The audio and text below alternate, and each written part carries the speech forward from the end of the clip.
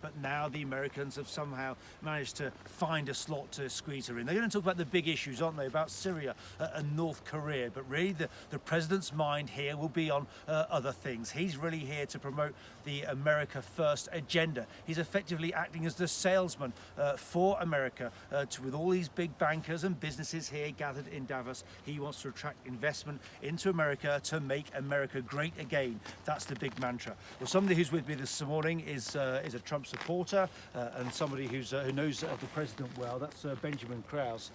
Benjamin, you're here in Davos. You've been here for the last few days. That's correct. Just tell me what the president is expected to say here then today. Is he expected to shock a few people when he speaks later on? Absolutely. You know, I think the message here is not just make America first, but to convey a state of confidence to the world that America is winning on all fronts. That's what he was tweeting today. He's got some pressure back home, hasn't he, with the allegations over Russia. Right. Will that sort of be a distraction for him when he's here, do you think? I think that those are party politics, and of course the Robert Mueller probe is nothing more than a witch hunt designed to distract the president at this very critical time in history. The economy is doing well in America, nobody can deny that, but you know, other experts, officials here in Davos will tell you that it's not necessarily down to Donald Trump. Those sort of mechanisms are in place already with Barack Obama, and it's just a result of the sort of world economy doing well. I would disagree. The economy is doing as well as it's doing right now due to the confidence that Mr. Trump has instilled in the markets, as well as those big players within the markets. I know you're a big player in terms of sort of Bitcoin and the ethereal kind of monetary sort of mechanisms around the world.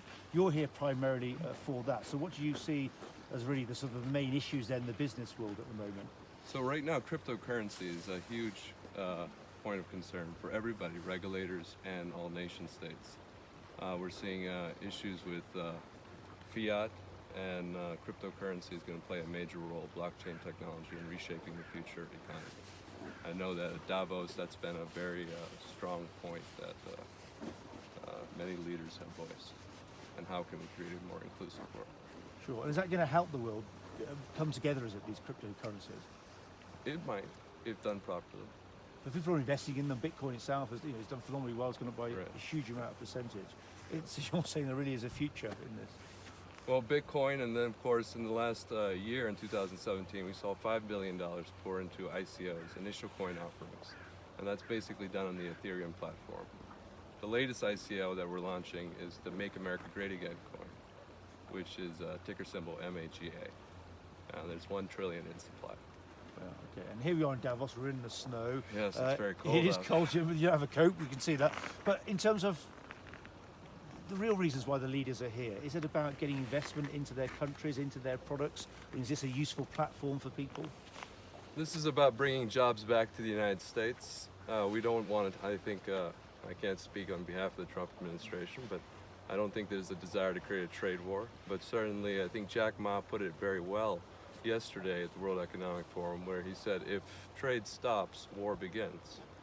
And so I think right now the most important thing is that we maintain trade relationships, but fair trade relationships, where America actually wins. Okay, that's the measures from President Benjamin for now. Thanks very much indeed. Enjoy the rest of the time here in Davos. As I say, the President left the United States at around 1:30 UK time. We perhaps expect the President to arrive here in Davos around lunchtime, and then he has a huge schedule of lots of meetings, and of course with Theresa May as well, just a private chat with her. And it's perhaps what is said away from the main stage here in Davos that is the conversations that are perhaps the most important.